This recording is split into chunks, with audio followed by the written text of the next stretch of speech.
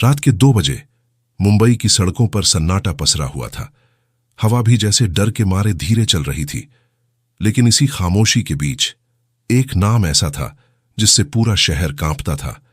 यह कहानी है भारत के उन खतरनाक अपराधियों की जिनका डर सिर्फ कानून तक सीमित नहीं था, बल्कि लोगों के दिलों में बस चुका था। पहला चेहरा, वो आदमी जो छाया बन गया। कहते हैं कि असली खतरनाक इंसान वो नहीं होता जो सामने दिखता है, बल्कि वो होता है जो हर जगह होते हुए भी कहीं दिखाई नहीं देता। एक ऐसा ही नाम था, एक ऐसा शख्स जिसने मुंबई को अपने इशारों पर नचाया। उसका नेटवर्क इतना बड़ा था कि पुलिस के हर कदम की खबर उसे पहले मिल जाती थी। वो फोन करता और शहर में गोलियां चल जाती। वो इशारा करता और किसी की जिंदगी खत्म हो जाती।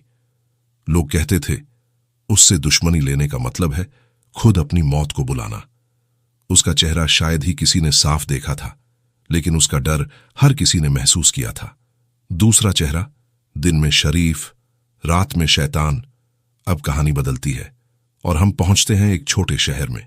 यहां एक आदमी था जो दिन में एक आम इंसान लगता था, हंसता, बात करता, लोगों की मदद करता।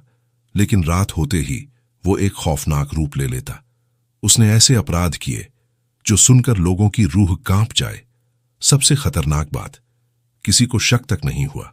सालों तक वो खुलेआम घूमता रहा और पुलिस अंधेरे में भटकती रही। जब उसका सच सामने आया तो पूरे देश में सनसनी फैल गई। तीसरा चेहरा, सत्ता, पैसा और खून। कभी कभी अपराध सिर्फ गुस्से से नहीं, बल्कि ताकत और लालच से पैदा होता है। एक ऐसा अपराधी जिसने राजनीति, पैसा और डर तीनों को मिलाकर एक साम्राज्य खड़ा किया। उसके पास सब कुछ था, पावर, लोग, सिस्टम, लेकिन उसे चाहिए था और जो उसके रास्ते में आया वो गायब हो गया। लोग कहते थे कि उसके खिलाफ गवाही देना अपने परिवार को खतरे में डालना है। कानून भी कई बार उसके सामने कमजोर पड़ गया। चौथा चेहरा, मास्टरमाइंड। हर गैंग के पीछे एक दिमाग होता है और ये कहानी है ऐसे ही एक मास्टरमाइंड की।